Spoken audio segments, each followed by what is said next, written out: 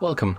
In front of me I have XIAOMI Mi A2 Lite, and I will show you how you can connect to the Wi-Fi network. So at the first you have to open the notification bar and then click and hold the Wi-Fi icon. When you make it, the Wi-Fi settings will be open.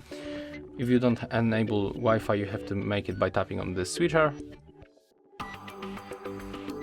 And right now you have to wait for the available networks.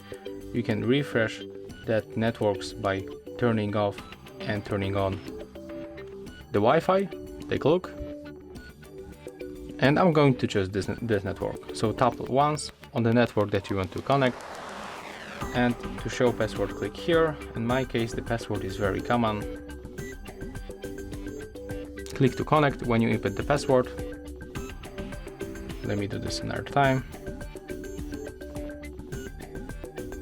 As you can see right now, I successfully connect to the Zenfone 7 Pro network. So as you can see, that's how we can make it. If you find this video helpful, remember to leave a like, comment and subscribe.